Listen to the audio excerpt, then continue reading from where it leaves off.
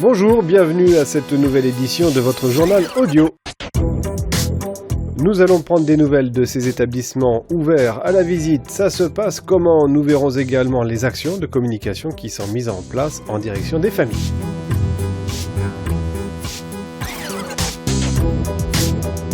La Fondation Filsen, vous le savez, ce sont 3 EHPAD répartis sur Rouen et Sotteville, ainsi que 2 EHPAD dans l'Eure et une résidence autonomie. Partout c'est ouvert à la visite. Romane Boinet s'occupe de la résidence autonomie des Faïenciers à Rouen. Depuis les annonces gouvernementales, on a organisé des visites pour que tous nos résidents puissent recevoir leurs proches. Ça s'organise comment ?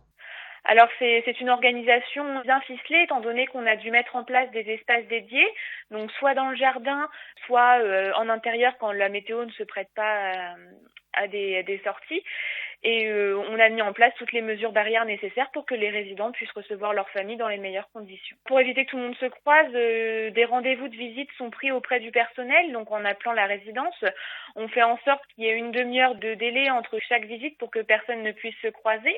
Les résidents viennent un peu avant dans l'espace dédié et puis les familles et les proches peuvent les rejoindre ensuite en ayant un masque, en pouvant se laver les mains avec le matériel qu'on a à disposition. Il y a un plexi entre les deux, hein. Alors oui, il y a bien un plexiglas qui est mis en place entre le résident et ses proches pour permettre d'avoir une distance physique nécessaire à appliquer pour éviter tout contact, effectivement. C'est pas trop dur pour les familles qu'il n'y ait pas de bisous, qu'il n'y ait pas de câlins, qu'on puisse pas se prendre la main? Alors oui, effectivement, ça demande de réadapter notre façon de se dire bonjour, de se communiquer.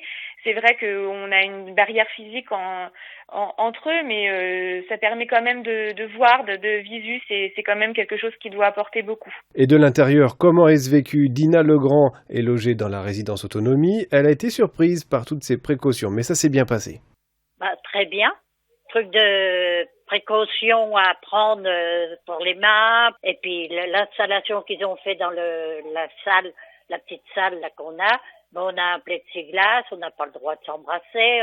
Mais ça, c'est tout à fait normal. C'est votre fille qui est venue, c'est ça? C'est ma fille, oui, c'est ma fille aînée. Elle va prendre 65 ans là au mois de juin. Ça vous a fait plaisir de la voir? Ah oui.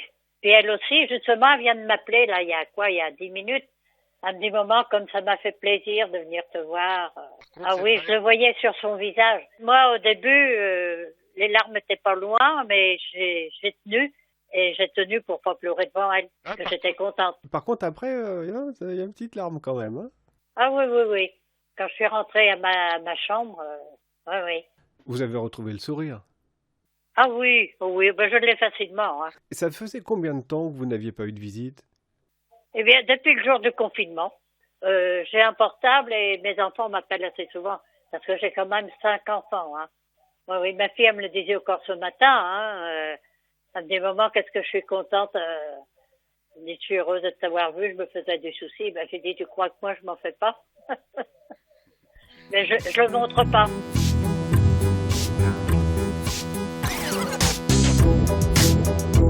Cette ouverture rapproche les familles. Martine Baumer a son papa qui est au jardin de Nassante dans l'Eure. Elle a pu lui rendre visite. Cette rencontre leur aura redonné à tous les deux le sourire. J'ai été accueillie au portail par une dame qui m'a mis du produit dans les mains. Je me suis nettoyé les mains. J'avais mon masque sur le nez.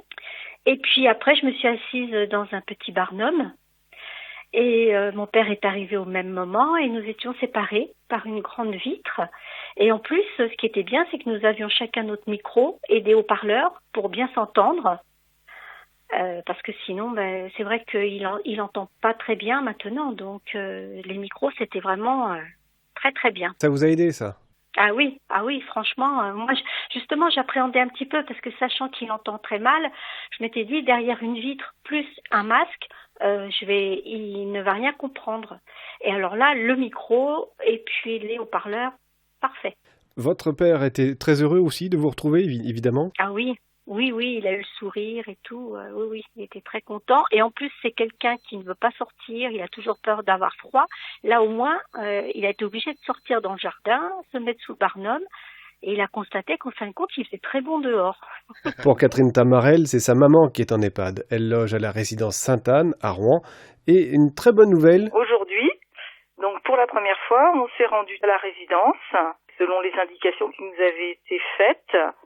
Et ça, oui, ça met beaucoup de joie. Hein. Oui, Grand sourire de maman quand nous sommes arrivés.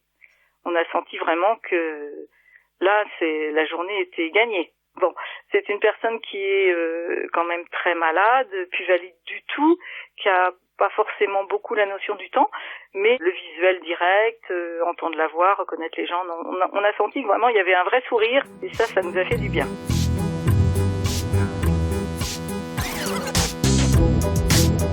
Côté famille, c'est parfait, et côté résidence, c'est pas mal non plus. Johan Poisson dirige les EHPAD des Sapins et de Saint-Joseph à Sotteville-lès-Rouen.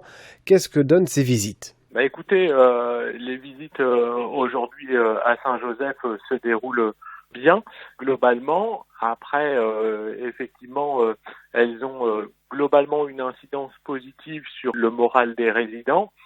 Malheureusement, parfois, on peut noter effectivement un impact négatif avec des résidents qui peuvent être en pleurs, tristes après la rencontre, puisque la rencontre est quand même empreinte de contraintes, puisqu'elle est séparée et conditionnée par des modalités de distanciation sociale.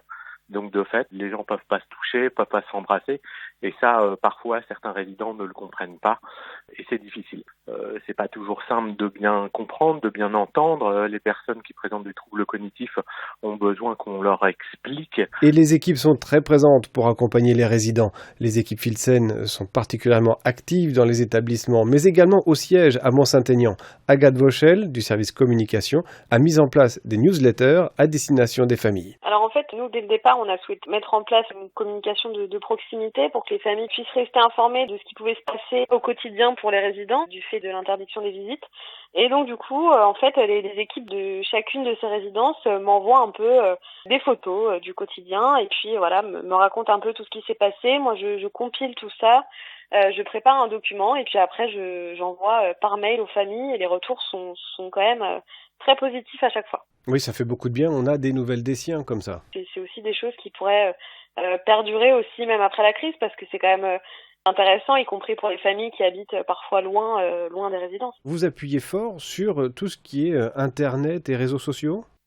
Oui, c'est ça, parce que c'est vrai qu'on a besoin aussi de pouvoir offrir aux familles et aux personnes qui sont intéressées par le sujet des moyens d'en savoir un peu plus. On a alimenté dès le début de cette crise le site internet, et on le fait toujours plusieurs fois par semaine. On relaie notamment ce journal audio. Puis on est aussi présent sur Facebook et puis sur LinkedIn. Voilà, donc comme ça chacun peut y trouver son compte, et chacun peut choisir le support qui lui est le plus adapté. Quand on voit que ça fonctionne et que ça plaît et que les retours sont positifs, on sait pourquoi on travaille, et c'est très plaisant. Pour le moment, tout va bien dans les établissements de la Fondation Filsen. Reste qu'il faut être très attentif à la situation. C'est pour cela que les visites sont très encadrées. Le mode d'emploi est tout simple. Prenez rendez-vous avec l'établissement, puis laissez-vous guider. Merci de votre attention. À très vite sur ce même canal.